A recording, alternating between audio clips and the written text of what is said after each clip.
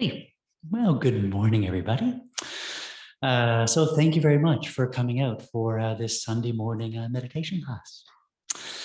So if you're dropping in for the first time, either here in person or online, thank you so much for doing something a little different. If you come regularly on Sunday mornings, welcome to your Sunday morning meditation class on overcoming loneliness. And if you've been joining in the full weekend event I've been doing on becoming a friend of the world, welcome to session number 4 of 6. So there's a range of people coming in today. And our topic for this morning is looking at some beautiful Buddhist teachings on the practice of patience. Okay, so if you're dropping in for the first time, it's such an awesome topic to hear some Buddhist ideas on how to be a more authentically patient rather than silently frustrated. Okay, so for anyone dropping in the first time, we've got a great topic today. If you've been exploring different Buddhist angles on an approach to overcoming loneliness, this is also something that could definitely apply. If we have a lot of aversion, we're going to feel a little isolated or lonely.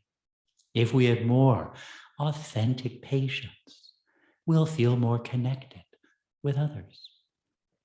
And for those of you who are joining in the 6-session weekend retreat, it is the next training of a Bodhisattva's way of life, training in patience. Okay. So thanks for your accommodation. I know some of you who are all these other people in class today? So there's a range of people coming in, but we've got a great topic to look at together that I hope is appropriate for everyone. So the format for this session, after some preliminary remarks, we're going to do some nice, relaxing breathing meditation practice, sort of like 10 or 15 minutes. Just getting some support for doing some of the most essential basic practices. At the end of that, we'll do a short little prayer called the Liberating Prayer. You're welcome to join in. It helps us listen to these teachings with a little bit more confidence or admiring faith. Okay. And then it'll be like a talking audiobook that cracks jokes and gives stories on the side. So I'll read a few paragraphs from some basic Dharma text. I'll try to repeat it. I'll share a few little anecdotes, keep you entertained and awake. So we can do a little bit of fun learning on the Buddhist practice of patience. And then at the end, we can do some quiet contemplative time on some of what you have learned. Okay. So simple, like hit the reset button, learn something fun and positive, and being given this space, to consider what you've learned and what you might like to take away. Okay.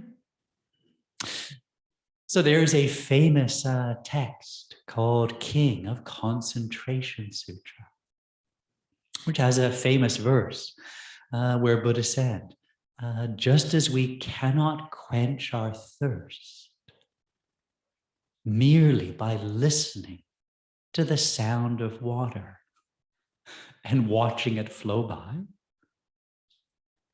similarly, we cannot cause our suffering to cease merely by understanding spiritual teachings without actually meditating upon them. Okay. For those of you who know the verse, I lightly edited to take out some technical language, but the image or the analogy is quite powerful, isn't it? If you're really, really thirsty, you are not going to quench your thirst merely by listening to the sound of water and watching it flow by. It'd be absurd, wouldn't it? Similarly, we cannot cause our personal suffering to cease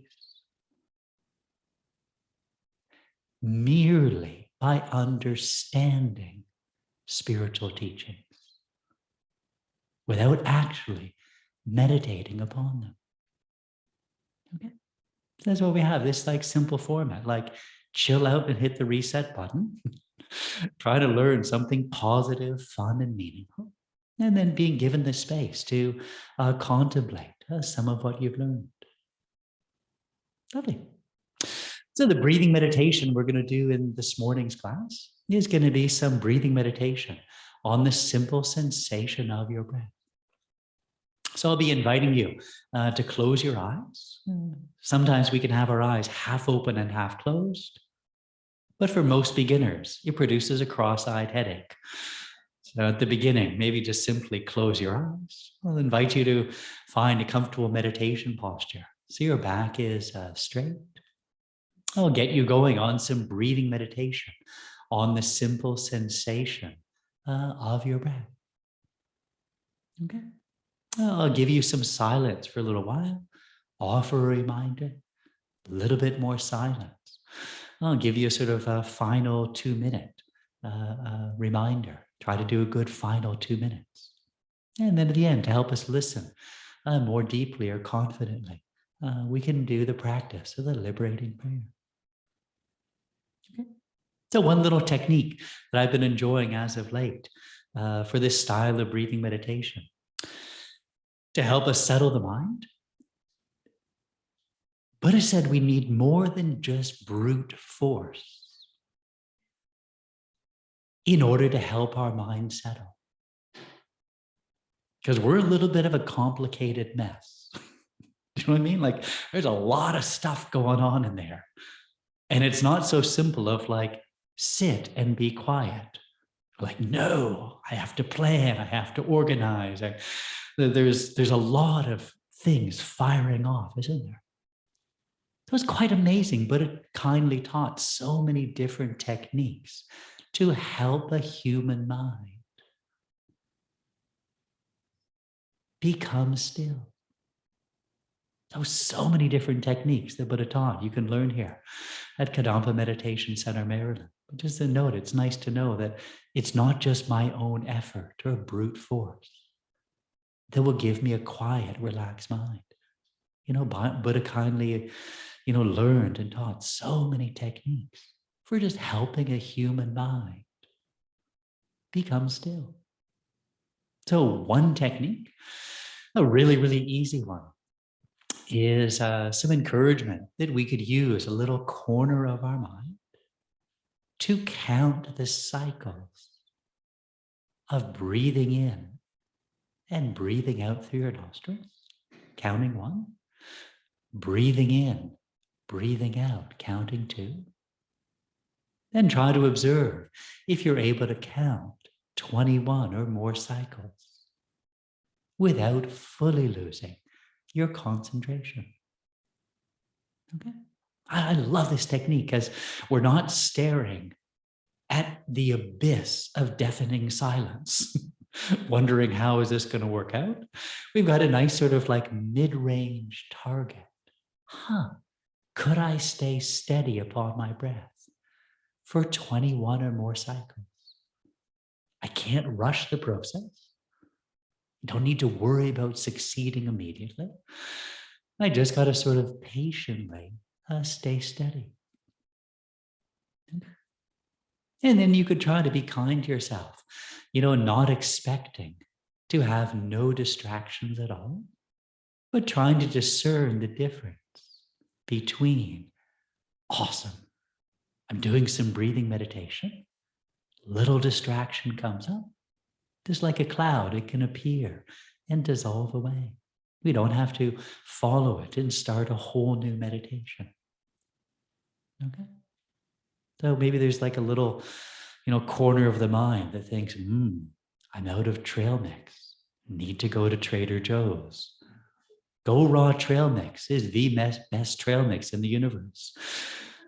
I could get the trail mix over at Rite Aid, but like Go Raw, sorry, I'm meditating upon the breath. So we try to notice, like, I'm not fully losing my concentration, but give yourself the space to not be perfect. Okay? Rather than having this sense of struggle with yourself, try to think, this is your time to relax. Nobody's expecting you to be instantly quiet and distraction-free. Okay, it's my time to relax. Sit in a comfortable posture. Try to allow my mind to gradually settle on the sensation of the breath. And just gently counting the cycles can help us be more gentle, not rushing. Um, of course, some clouds of distraction may appear, but we don't fully engage. We just allow them to pass away. Is that okay? I've accommodated some people trickling in late. You're always welcome. I don't know what the record is here, but a couple of years ago, I was teaching a 75-minute meditation class, and somebody came in with only 10 minutes to go. And then our kind assistant was like, "You are most welcome." If your day or evening is going so haywire, you're only making the last 10 minutes, come on in. So, and I think everyone has arrived. Those of you who are at home, pacing around your room or folding laundry, I'd like to maybe invite you at this time to treat yourself to a little quiet meditation. That sound good? So a little relaxing breathing meditation, liberating prayer. You can join in if you wish, and then we'll have some fun looking at patience.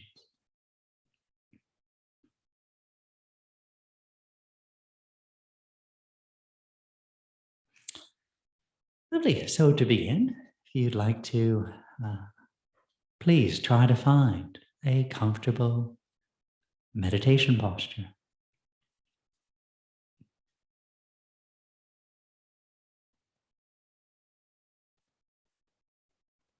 By first closing your eyes.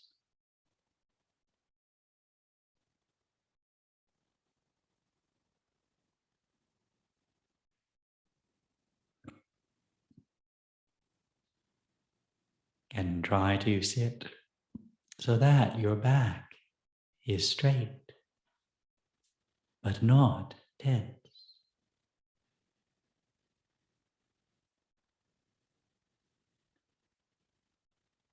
Your feet resting steadily upon the ground or cross-legged.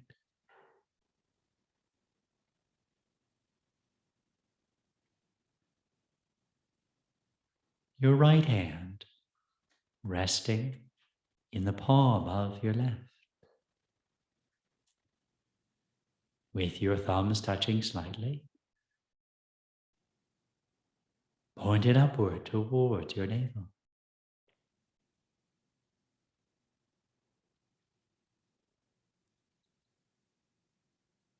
Your chin tucked slightly inwards.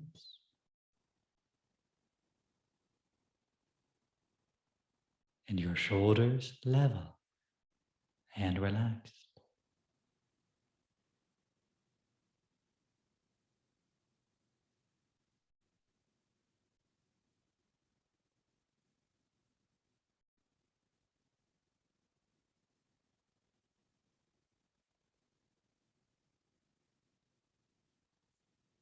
And then turn your awareness or attention to your breath, to the sensation of your breath as you naturally breathe in and breathe out through your nostrils.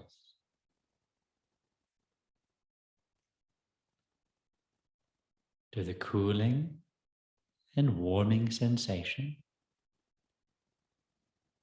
experienced to the tip or just inside your nostrils.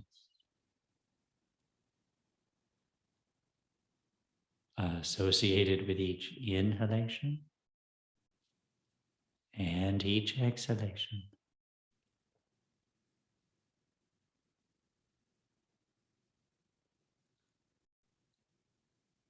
And meditate upon your breath in this way,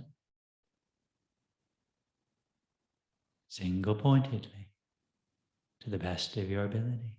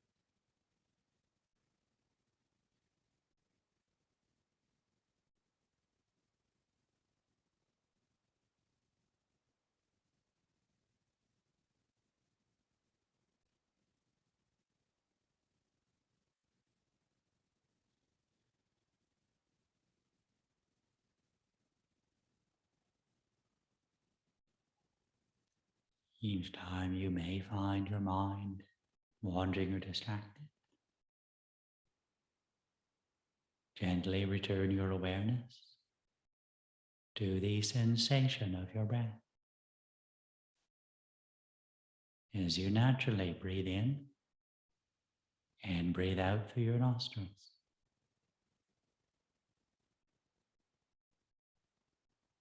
Try to observe if you're able to count 21 or more cycles without fully losing your concentration.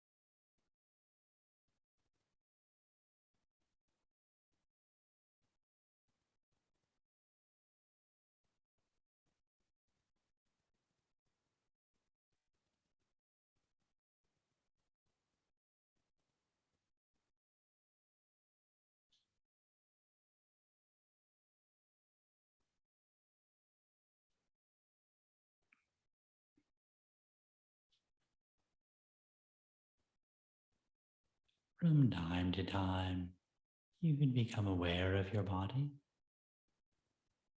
and try to let go of any areas of tension or strain in the muscles of your face, shoulders, arms, hands, and so forth. And in a very relaxed and gentle manner,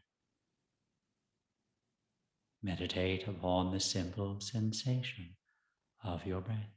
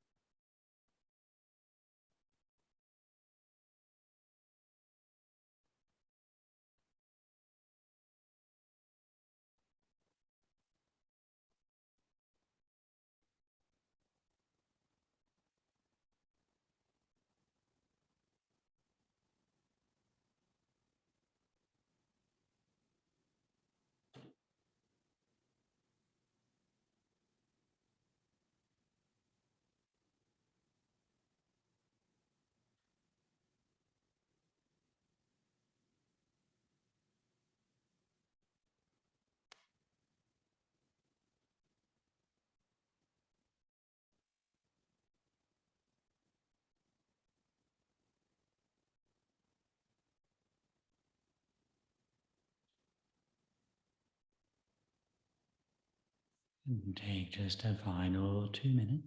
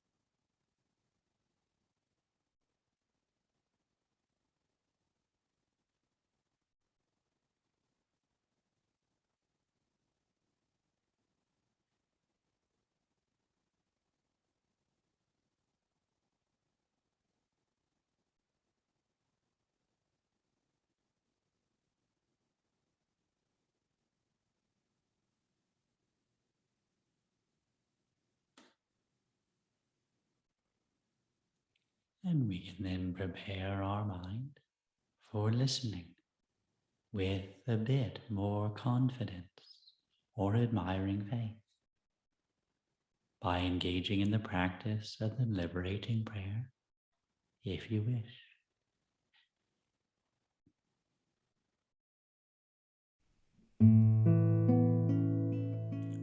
O Blessed One, Shakyamuni Buddha, precious treasury of compassion, bestower of supreme inner peace, you who love all beings without exception, are the source of happiness and goodness, and you guide us to the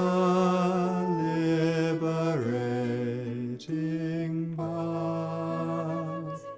Your body is a wish-fulfilling jewel. Your speech is supreme purifying nectar, and your mind is refuge for all living beings. With folded hands I turn to you, supreme unchanging friend. I request from the depths of my heart, please give me the light of your wisdom to dispel the darkness of my mind, and to heal my mental continuum. Please nourish me with your goodness, that I in turn may nourish all beings with an unceasing banquet of delight. Through your compassionate intention, your blessings and virtuous deeds, and my strong wish to rely upon you, they all suffer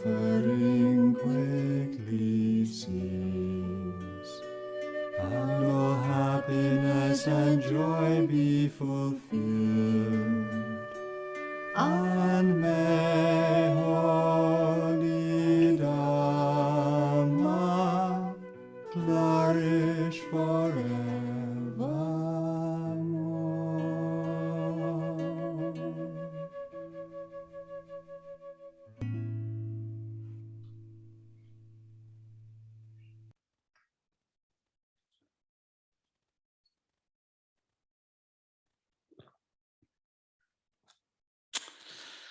Lovely. So, just in case you took a nap and forgot what I said in the preliminary remarks, today we're looking at the topic of patience.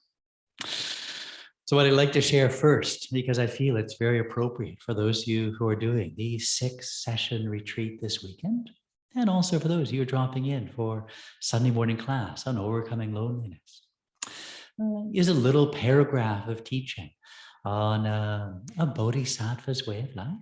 Become a parent in a moment, that contains some beautiful encouragement on overcoming loneliness, feeling more connected, and is the overarching theme of our weekend retreat. I'm reading a little paragraph from a book called Introduction to Buddhism, written by the founder of our tradition, Venerable Geshe Kelsang Gyatso Rinpoche. I can see a little picture over my shoulder. So I'm always amazed, like when a lifelong Buddhist teacher and practitioner writes a book called Introduction. I just have so much confidence, from decades and a lifetime of experience. What would you put in a really short book entitled Introduction to Buddhism? Right? You don't have the space to be really technical, complicated. Just some very simple, direct ways of explaining what's up with Buddhism. So I love this little book, even though I've been endeavoring to practice for a few decades. Sometimes I love going back to Introduction to Buddhism. And it's sort of presented in just some very simple, practical ways. So this is an overarching theme for our weekend retreat, but can maybe also bear some relevance to overcoming loneliness.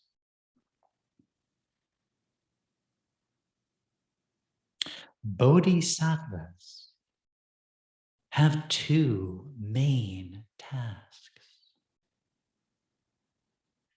to benefit others right now, and to attain full enlightenment, to be able to benefit all living beings in the future. Both tasks are accomplished through the practice of the 6 perfections: the perfections of giving, moral discipline, patience, effort, mental stabilization, and wisdom. Okay? So a bodhisattva is a great compassionate being who is wishing to attain enlightenment in order to benefit others. So maybe some of you, I'm just visiting here this weekend, are modern day bodhisattvas.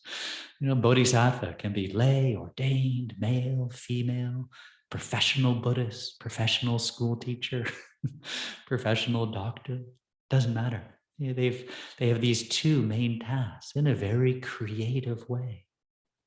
How can I benefit others right now?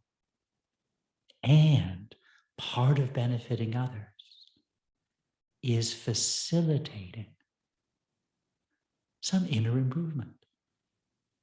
Okay? And they accomplish both of these tasks through these 6 trainings that we're looking at in our weekend retreat and in today's class of the practice of patience.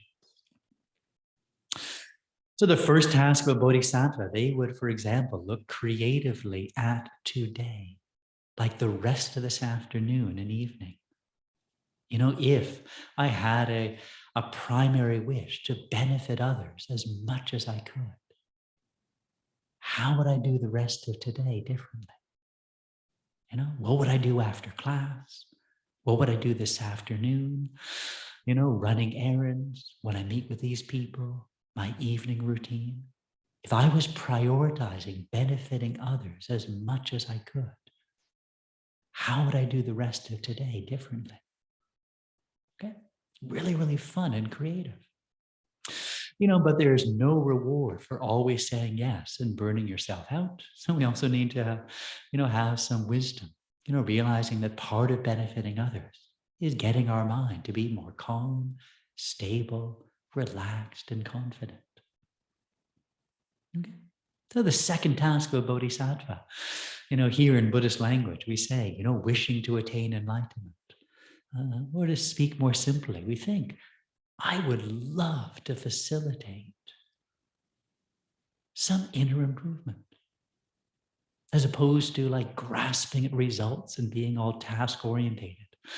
Think, I'm going to try to allow, some inner change to occur. How could I bring that about? I can't just stay busy week after week, month after month. I got to do a little bit of spiritual learning, a little bit of spiritual practice to facilitate some inner strength. Okay? So we accomplish these through the practice of the 6 perfections.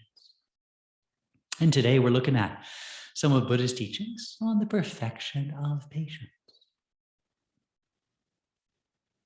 So I'm going to read from 2 books. One, which contains a very brief teaching on the practice of patience from the book we've been using in our weekend retreat, the Bodhisattva Vow.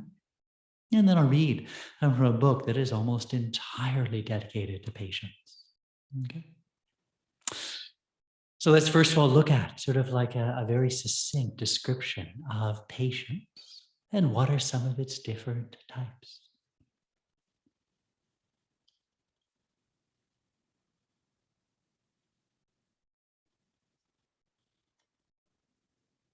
It's really interesting. Did you learn what patience meant as a little kid? In some ways that later on in life you think maybe weren't entirely helpful?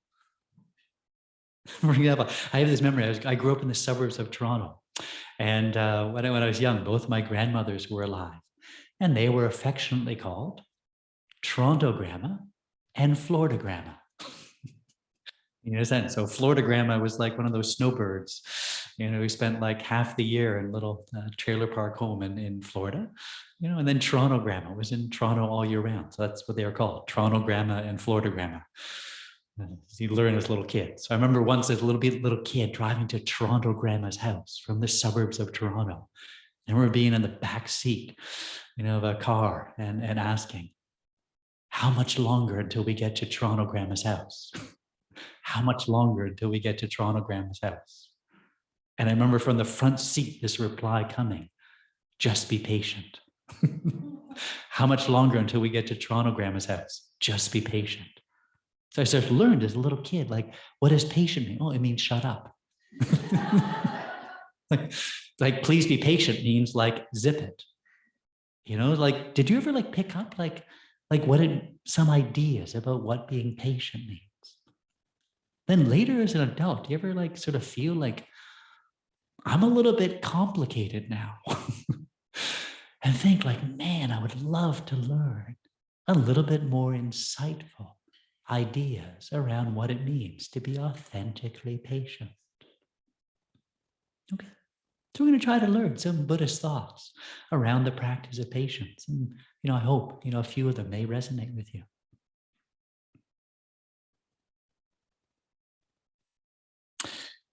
So in this text, it is succinctly described that patience is a virtuous mind that is able to bear harm, suffering, or profound dharma.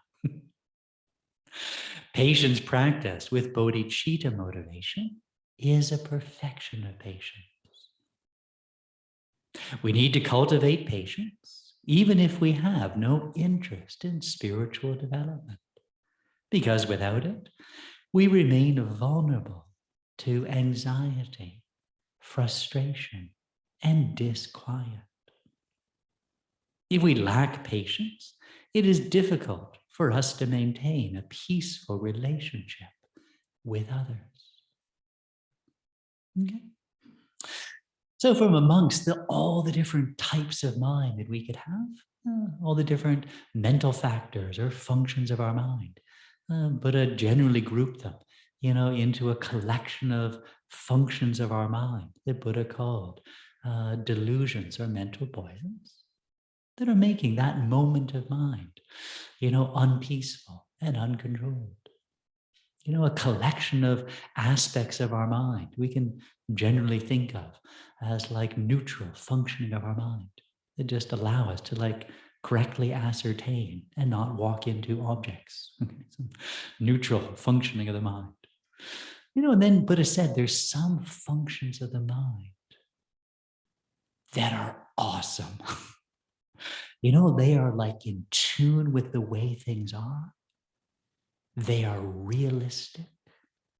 They are calm, positive, and bring happiness. Okay? So would you agree? The different parts of our mind, like sometimes your mind is ticking over and you're like, ugh, I'm stuck in that loop, and it's unpeaceful, uncontrolled. But I call those aspects of our mind, delusions or mental poisons. Right? There's other functions of our mind that just sort of allow us sort of some like neutral, capacity to correctly exist, not bump into things like that. And then there's some things that our mind can do where we have a sense, I'm not exaggerating. I'm seeing things in perspective. There's an element of strength, integrity, goodness. And we feel this is impelling happiness within me and is impelling me towards positive action. Okay. So you think we all have like these, 3 different aspects of our mind. Sometimes it's in a loop where it's getting up to no good and impelling us towards actions that we may regret. Sometimes it's a little bit neutral. And sometimes there's an element of strength, perspective, calmness, goodness. Okay? So patience, as you may guess, is falling under this 3rd category where it says patience is a virtuous mind. Okay? So we have lots of different virtuous minds. We can have a virtuous mind just wanting other people to be happy. Right? We can have a virtuous mind experiencing gratitude. We can have a virtuous mind, wishing to give to others. Okay? So I find those are like a little bit easy. If we sort of like remove the surface tension in our mind, it's sort of fun to look at another living being and think, man, I just wish you were happy. When we're relaxed and chilled out, it's relatively easy to observe another living being and think, wow, I wish you were happy. Or having some gratitude, admiration, wanting to give to others. There are lots of different virtuous minds. Patience is a little bit more tricky, isn't it? And it's a little bit more of a challenging virtuous mind because it has some inner strength that is able to bear inevitable difficulties, harm. I love this 3rd type, profound dharma. Dharma meaning spiritual teachings or the inner experiences of them. Okay. So it's commonly said, there are 3 types of patience. A first type of patience, when we deal with inevitable difficulties or hardship. A second type of patience, when we're practicing or learning spiritual teachings. And a 3rd type of patience, whenever we experience some inevitable, criticism or harm. Okay? It's sort of neat. So we're going to go through these 3 types of patience. Presently, go to these 3 types of patience. 1 type, when we experience inevitable difficulties, obstacles, or hardship. That's 2nd type, when we're learning or practicing spiritual teachings. And a third, when we inevitably receive some criticism or harm. Okay. So in this first type of patience, it is called the patience of dealing with traffic. When we encounter inevitable difficulties or hardship, we need to tap into some strength within us. So I'm going to share from a book that is almost entirely dedicated to patience, some little strategies for practicing this first type when we experience inevitable difficulties or hardship. Okay. And I apologize. I prepared from a older print version, so you're not going to see this book downstairs. It'll have a totally different color book cover to it, but it's called How to Solve Our Human Problems. So you'd like to learn a little bit more about patience. This is an awesome text to look at. So here we're going to look at some Buddhist teachings on patience from sort of two different angles. First of all, patience is a mind that is able to accept fully and happily whatever occurs. It is much more than just gritting our teeth and putting up with things.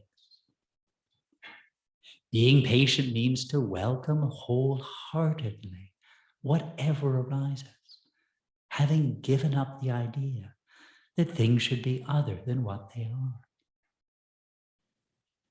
Patient acceptance does not necessarily mean that we do not take practical steps to improve our situation.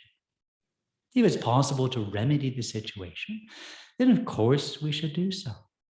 But we do not need to become unhappy or impatient in the process. Okay, let's try to unpack this. So on one angle, we don't want to go to extremes. We want to find a nice middle way. But from one angle, patience is said to be a mind that is able to accept fully.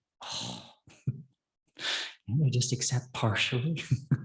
That is able to accept fully and happily whatever occurs. It is much more than just gritting our teeth and putting up with things. And patience means to welcome wholeheartedly whatever arises, having given up the idea that things should be other than what they are. So we'll look at a moment. Doesn't mean we don't take steps to improve or remedy a situation. So I'll give you a fun example. As I came down to teach this weekend retreat, when I was working out some travel plans with the administrative director here, the incredible Kate. Shout out to Kate downstairs, I assume, watching downstairs. And I was working out sort of travel details, and I thought, oh, this is great. I'll fly down on Thursday, midday. I've sort of reached that age in life where saving $20 for the 6:20 a.m. departure. Have you been through that thought process? I don't know, when I was really young, like 6:20 a.m. departure, like it seemed like a really good idea. Until like closer to the time, you do the math, and a 6:20 departure means you sort of got to be there at like 5 or 5:10 if you don't want to feel stressed out. And if you got to drive down to BWI, that means like you're leaving at 4:30, which means you're up at 4. And like my mind would be like, well, if it leaves at 6:20, it sort of means I'm up at 6:20. Like I have bad math.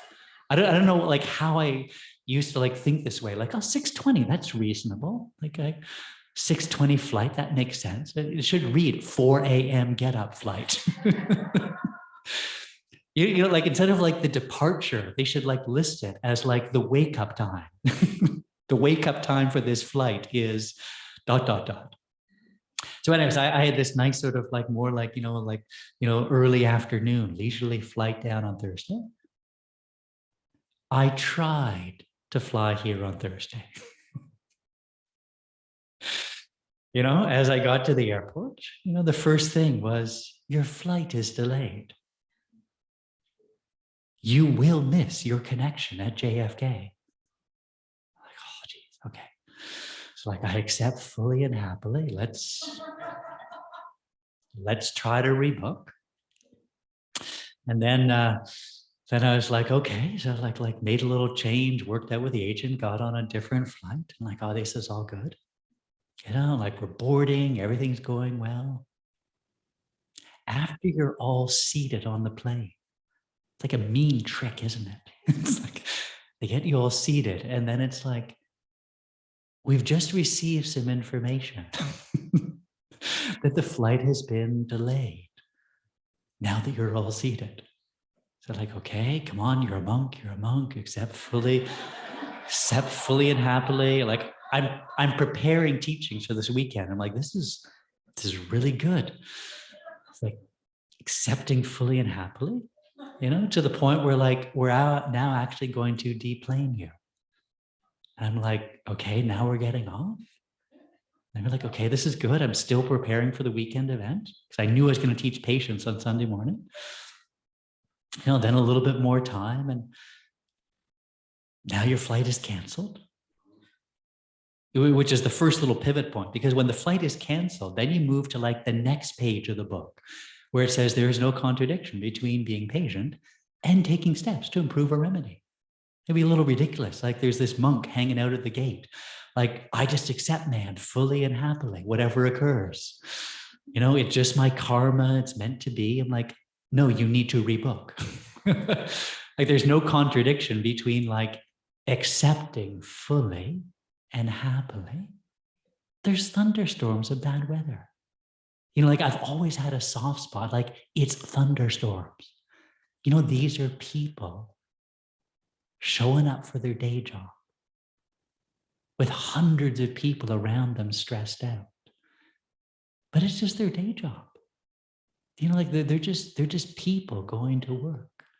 But we're in this bubble of what I want and my ideas. I've always had, you know, soft spot while traveling. So we try. I love trying to memorize these words. Can I accept fully and happily? Not just grit my teeth and put up with things. But there's no contradiction between still taking steps to improve or remedy a situation. Okay? So we need to like play around from time to time. Anyways, I thought I was done at that point. And then it turned into more delays on the next flight, more delays on the next flight. Eventually that flight canceled at 10 o'clock at night. We're going to rebook you for crack of dawn Friday morning. I'm like, no, you're not. I'm going midday. Right. Did get down here eventually Friday afternoon. But yeah, I really prepared practically, you know, for this weekend's teaching. Like, okay, take it up a notch. Try to really practice patience before you teach it. Another one I wanted to share, just playing around with this little definition here. One of the things I've really enjoyed over time is even trying to look at, you know, practicing patient, almost like moment by moment, you know, to see if we have almost like a learned low-grade impatience. Thinking, I just need to be somewhere other than where I am right now. Do you ever have that?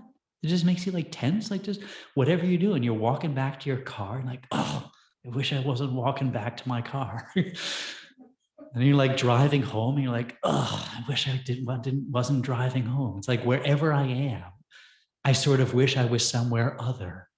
So like there's this low grade gritting my teeth towards the present moment. Do you ever have any of that? How emotionally available are you to other people when that's going on? Right? We're just like running around really pressurized and tense, and other people generally stay clear of us. So we experience a little sort of isolation or loneliness when we're able to just craft, you know, some more healthy habits. So you could try just for the remainder of the afternoon. Could I accept fully and happily? Now I'm having a snack downstairs and chatting with some people. Now I'm walking back to my car. Sorry, this isn't a good example because you have an awesome parking lot here. So the phenomenon of walking back to your car maybe doesn't resonate, but some Dharma centers, like you actually have to go walk back to your car somewhere, or like as you're driving home, or you have this afternoon, gathering with some friends, try to see, can I accept fully and where I'm at? Because that's where I'm at. Right? So many fun things we can learn. The second type of patience is technically called the patience of definitely thinking about Dharma. Dharma is a Sanskrit word that means protection and refers to Buddhist teachings or the inner experiences of them. So the teaching and experience of patience protects us from anger. The teaching and experience of rejoicing protects us from jealousy. Okay, so sometimes we have this term, maybe a new term for some of you, Dharma just can generally mean spiritual teachings or the experiences of them. So what this means is as we're endeavoring to become a better person, we need to try to become more patient with that process. Okay? So I would say all of us have like a little part of us where we think, I'd sort of like to be a better person. My attitude towards my professional work, how I get triggered in this relationship, how much I'm checking the news is a little bit too much. We all have like a little part of us. I'd love to be a little bit better or more grounded person. Would you agree? Each of us in our own sort of private way, we have that wish related to food or exercise or work or, the way we communicate with others, the way we gather information.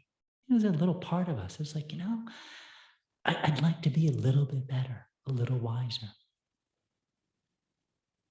So as we try to become that future self, do we think, boy, this is super fun and relaxing, becoming a better person? Do you have that? Like, man, this is super fun and relaxing, becoming a better person. Or do we, I'm not perfect yet. Like we have like an impatience with ourselves while we're learning good things and trying to become a better person. Would you agree? Like, do you have this like totally spacious, like, man, it is so fun and relaxing becoming a better person? Or do we feel a little bit impatient with our learning and transformation? Does that impatience with yourself aid the process? Or do you feel that it's getting in the way? Is it making you more isolated from others? Hiding, concealing? Or is it making you more open, and emotionally available? I think when we're frustrated with ourselves for not being perfect, we keep others at a distance and we're lonely. If we're like, I am totally a work in progress. I really enjoy what I'm learning. I am a total work in process. I have this patience with my learning and practice. I guarantee you won't feel as lonely. You'll feel comfortable in your own skin and more available and connected with others. Like, hey, I'm trying some things out. Feel like I'm constantly falling short a little bit. I'm a slow work in progress, but I feel okay with that. I guarantee it. People will see you as more approachable. You'll be less, isolated or lonely. And it's so kind of Buddha to draw this out. It's not just being patient, in transportation, traffic. I gave an airline example, we're being patient at the grocery store. If you make the mistake of like, Going for your weekly groceries Friday at 5:30. Checkout lines are bonkers. It's not just being patient with those inevitable difficulties, but a second type of patience, like nobody is judging me. Nobody's pushing me. Nobody's expecting me to be perfect all at once.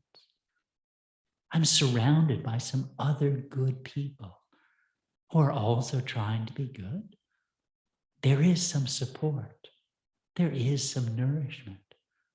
If I could just learn this second type of doing my learning and practice in a more relaxed and patient way. Okay. I have this odd memory. So I happened to become a monk some decades ago in my early mid-20s. And I remember, I think I'd been a Buddhist monk like a year or two. And I was all tied in knots because I felt that I hadn't realized universal compassion. So I was incredibly self-critical and frustrated. And I was on a weekend retreat on compassion, completely furious with myself that I had not yet realized universal compassion.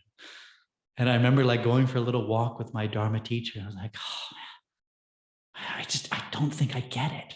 I can't do it. And my Dharma teacher was so kind. He just burst out laughing. But it was this joyous, loving, non-judgmental laugh. So I needed that. It's like, okay, you're trying too hard. You're wanting to do something good, but you're impatient with the process. So, with familiarity, we become familiar with anything. Would you agree? Like in your professional work, you do something many times, you become proficient at it. Or like your kids, or maybe yourself playing video games.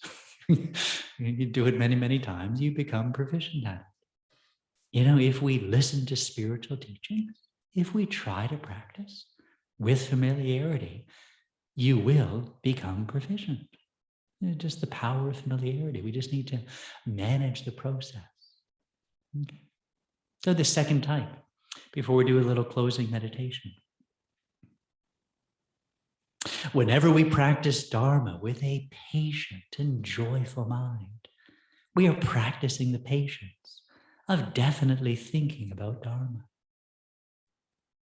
Such patience is necessary because if our mind is impatient or unhappy when we engage in spiritual practice, this will obstruct our spiritual progress and prevent us from improving our wisdom. Even if we find some aspects of our practice difficult, we still need to practice with a happy mind. Okay. That's really neat, isn't it? We've learned some things about, patience, in general. And today I've tried to share a little advice of just using the definition, accept fully and happily whatever occurs, not just gritting our teeth and putting up with things. You can think of your own examples, and you can think of just like moment by moment, if we have some learned low-grade impatience. And could I practice being authentically patient, just until dinner time today? We've learned there's no contradiction between being patient and taking steps to improve or remedy a situation. And we've learned how Buddha kindly drew out a second type of patience of practicing Dharma. Not being impatient with ourselves in our spiritual learning and practice. And for auspiciousness, I've left out and not covered the third one. So you can, read a little later or ask Ken Chogden to teach on this, or maybe it'll come up. But I always felt sometimes it was like a little auspicious little teaser, like something sort of unfinished, maybe some karma for us to, meet again in the future and continue, or to pique your interest and get more teachings here locally. So let's enjoy a little quiet contemplation time on some of what we've learned.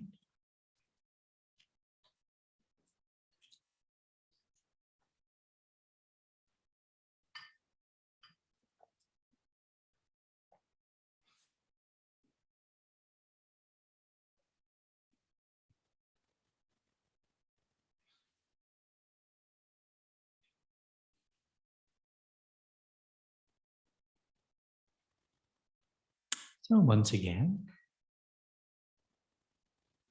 if you like to try to find a comfortable meditation posture,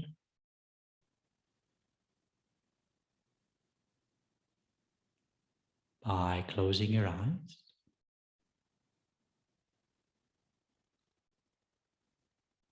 trying to sit so that your back is straight but not tense.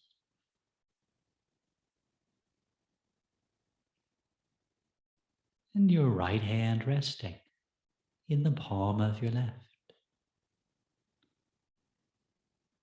with your thumbs touching slightly.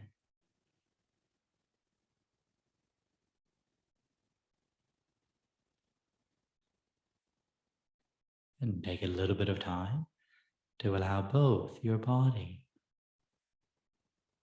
and mind to slow down and relax.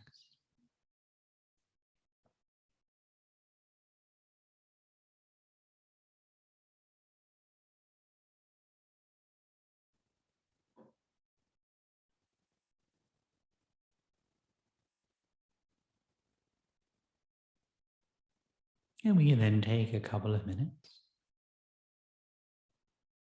for some silent, personal contemplation,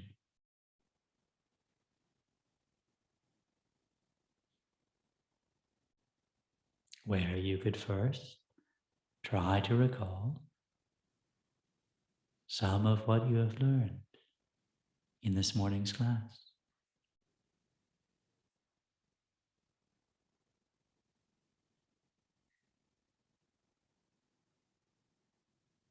Spending a little bit of time first trying to recall some of what you have learned this morning.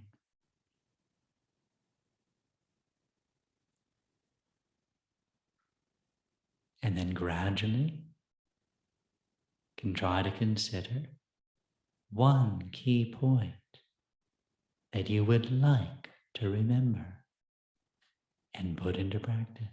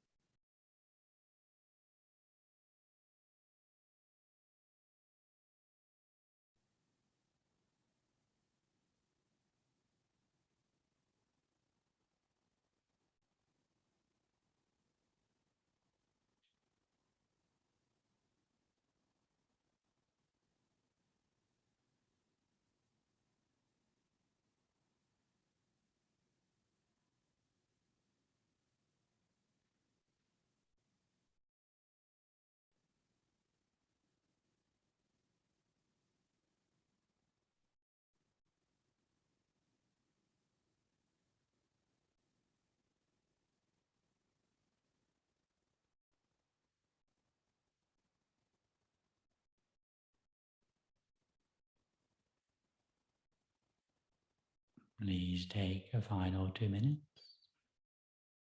to allow your mind to rest with this positive understanding or intention of one key point you would like to remember and put into practice.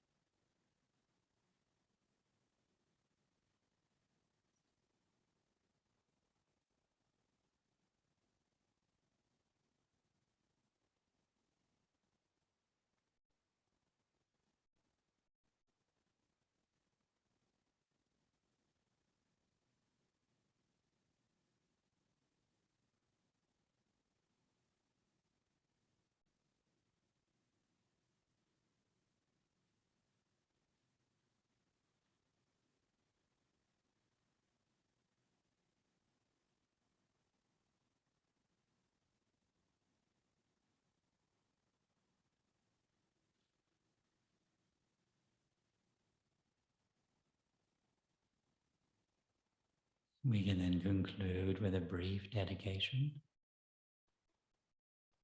by appreciating and thinking through my effort this morning in listening, contemplating, and meditating. May I bring more and more peace into my own mind, and more peace and happiness into my world.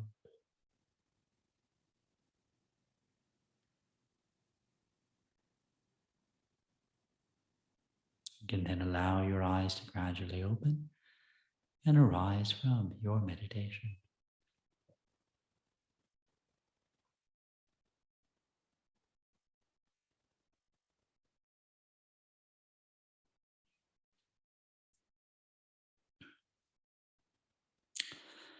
Lovely. Well, thank you very, very much for joining in this morning meditation class or in this session of your weekend retreat. I hope you found some of these points we looked at together today beneficial, and I'd love to say hello briefly downstairs. Okay, thank you.